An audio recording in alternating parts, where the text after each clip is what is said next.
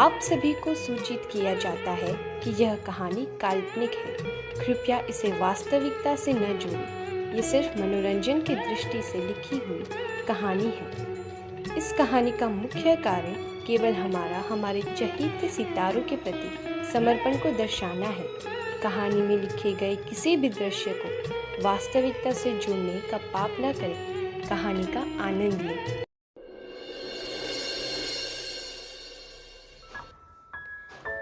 Hello Ram दादू। हाय दादा। Hello बच्चे, बहुत देर कर दी आने में।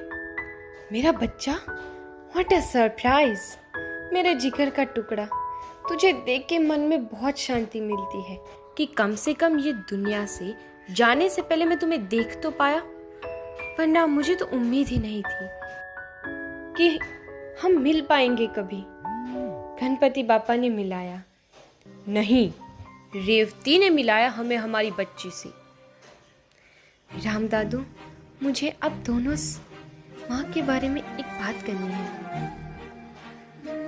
हाँ बेटा, बोलना। और सुन, तू मुझे दादू मत बोला कर, थोड़ी बुढ़े वाली फीलिंग आती है। मेरे पोता पोती मुझे बड़े पापा बोलते हैं। एंड तू भी तो मेरे रमन की बेटी है, तो मेरी पोती ही हुई ना। तू भी मुझे बड़े पापा बोला कर। अच्छा, अब बोल, क्या बात करनी है रेवती के लिए? दादा, आई मीन बड़े पापा, वो क्या है ना, मैं माँ के लिए बहुत परेशान हूँ। समझ नहीं आता कि कैसे शेयर करूँ, किससे शेयर करूँ, तो इसीलिए आपके पास चली आई। हाँ बोलना, क्या हुआ? क्यों परेशान है तू रेवती से? मिस्टर गोयनका, शायद आपने ठीक से सुना नहीं। उसने कहा कि वो अपनी माँ के लिए परेशान है, उनकी वजह से परेशान है, ऐसा नहीं कहा। तुझे अभी शर्म नहीं है ना आएगी, बस गलत ही सोचना है। खैर छोड़ इसको शिविना, तू बता क्या कह रही थी? वो एक्चुअली जिस दिन से आप लोग से मैं मिली, तब से मैं माँ को बोल रही हूँ कि माँ चलो हम डैड के पास चलते हैं, मुझे आप तीनों के साथ रहना है। तो बोलती है कि मैं तुझे भेज दूंगी तेरे दादा के साथ तेरे डैड के पास। मैंने बोला कि अब मुझे अपने दोनों पेरेंट्स के साथ रहना है, इनकम्प्लीट लाइफ नहीं जीनी। तो बोलती है अगर 3 में से 1 इंसान कम रहेगा तुम्हारी इस परफेक्ट फैमिली की पिक्चर में, तो क्या फर्क पड़ेगा? वैसे भी हमारा रिलेशन कभी इतना स्पेशल तो रहा ही नहीं ना, कि अगर तेरी माँ तेरे साथ ना भी रहे तो कुछ फर्क पड़ेगा तुझे। हमेशा माँ से मेरा आर्गुमेंट होता रहता है। वो सोचती है कि मैं नफरत करती हूँ उनसे। और कल तो कह रही थी कि मैं ही आपके डैड, आपकी और आपके दादाजी की लाइफ का सबसे बड़ा कर्ज हूँ। आप लोग को पता है, आजकल माँ दिन भर अपने रूम में बंद करके रहती है, एकदम सैड रहती है। ऑफिस भी नहीं जा रही, 2 वीक से ज़्यादा हो गया। कल करवा चौथ का फास्ट रखा था डैड के लिए, कितनी ब्यूटीफुल लग रही थी। वो डैड से बहुत ज़्यादा प्यार करती है, ये बात तो मैं बचपन से देखती आई हूँ। बट पता नहीं उनको किस बात से इतनी तकलीफ पहुंची है कि वो ना अपनी तकलीफ किसी को बताती है, बस अंदर ही अंदर सहती है सब अकेले। आई लव माँ, पर मैं ये भी उनको नहीं बता पाती। I am worried about her.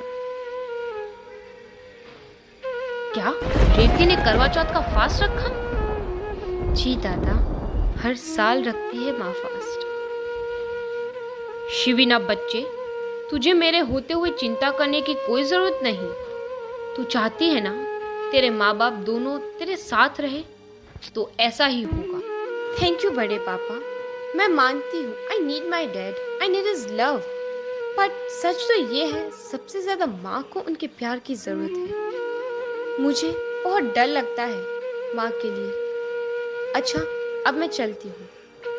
हाँ, टेक केयर बच्चे, we are with you.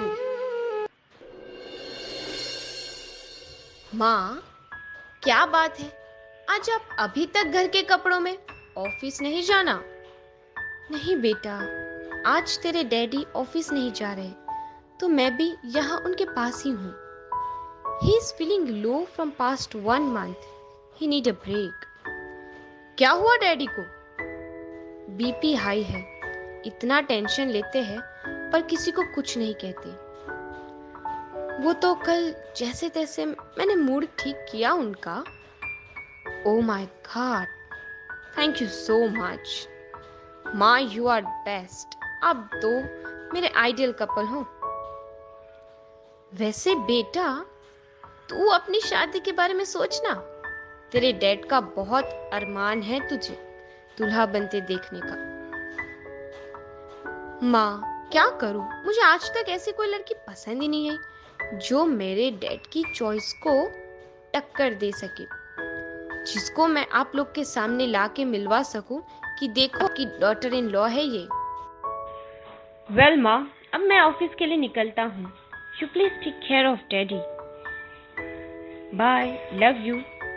Bye, love you too बच्चा। हाय वृंदा। अरे रमन, आओ ना। वीरू कहाँ है? जब से तुमने बताया ना कि he is not well, BP का प्रॉब्लम है, तब से ना मेरा मन ही नहीं लग रहा था ऑफिस में, तो मैं आ गया। So kind of you Raman. वो ऊपर रूम में है, जाओ उसके पास। या थैंक यू। वीरू, हाय, तू क्यों आया है? जा तू, मुझे नहीं बोलना तुझसे। बस करना, कितना गुस्सा करेगा?